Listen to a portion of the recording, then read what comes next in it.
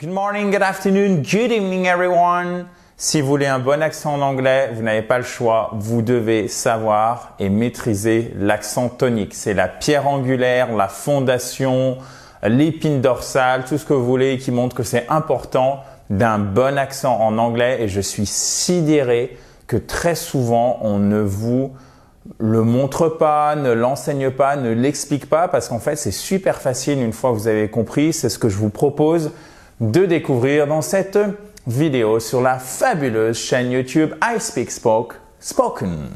So, qu'est-ce que l'accent tonique? En fait, c'est la mise en relief d'une syllabe dans un mot en augmentant soit la durée, l'intensité, la hauteur. D'accord?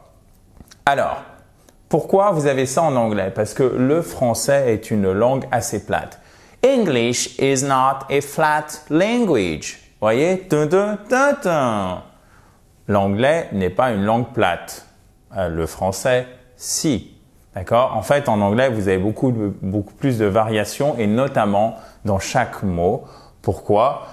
Parce que si, et je vous donne le principe de base, si un mot a 2 syllabes ou plus en anglais, il y a toujours une de ces syllabes qui est accentuée, toujours une de ces syllabes qui est porteuse de l'accent tonique. Je viens de vendre la mèche avant la prochaine slide. Donc, si vous ne faites pas votre accent tonique, vous n'aurez pas une bonne prononciation en anglais.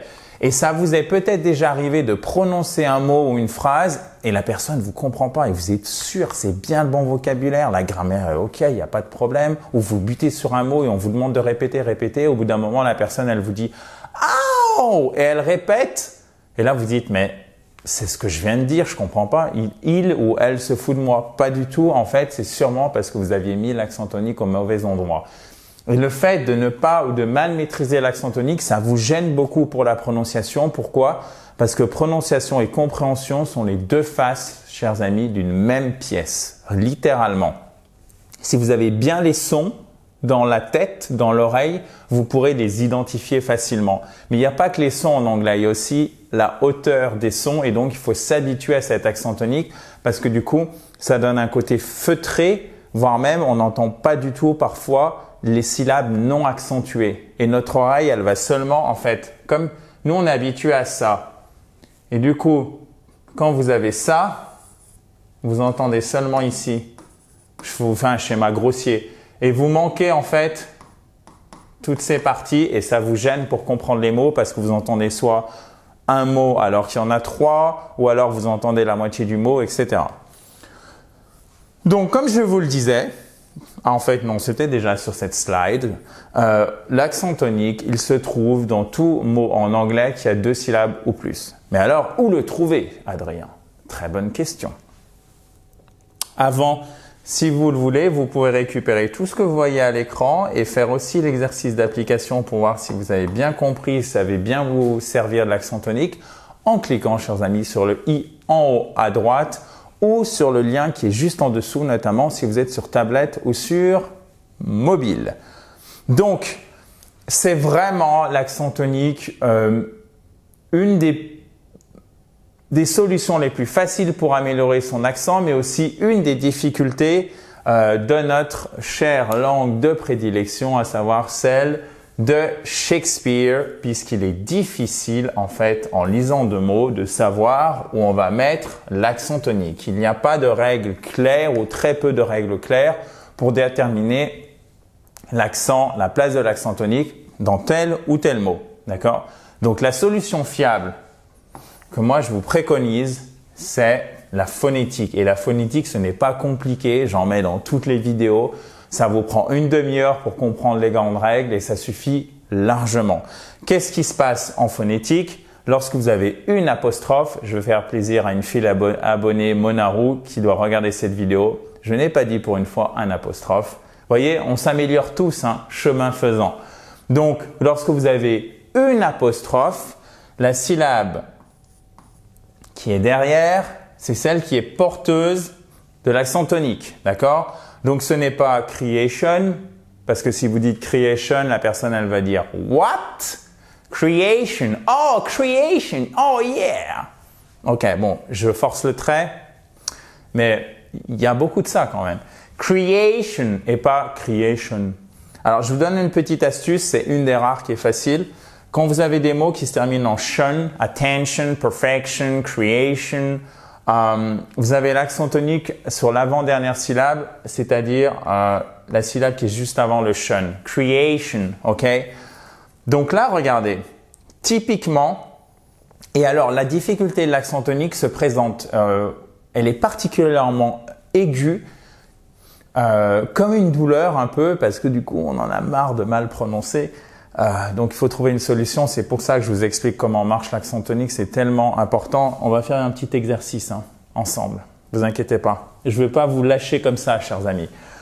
Quand vous avez des mots français et a fortiori des adverbes un peu longs, c'est là où l'accent tonique est encore plus important. Parce que là, où est-ce qu'on met l'accent tonique? Franchement, on pourrait très bien dire « Oh my goodness, sorry guys ». Donc, je vous remets… Ouais, c'est bon. Est-ce que c'est dictionary, dictionary, dictionary? Non, dictionary. Non, c'est sur la première syllabe. Ça, c'est très important. Dictionary, dictionary, dictionary, dictionary. OK? Et si vous dites dictionary, la personne elle va dire what? OK? I did not understand what you just said.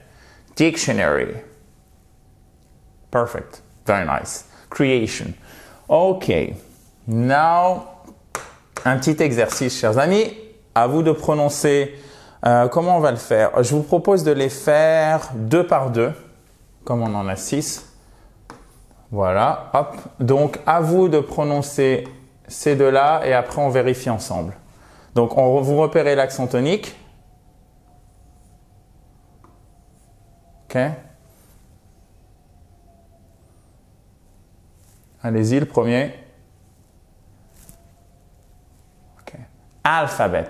Alphabet. OK? C'est pas alphabet, c'est alphabet. Et c'est pas alphabet non plus. Il n'y a pas de H. OK?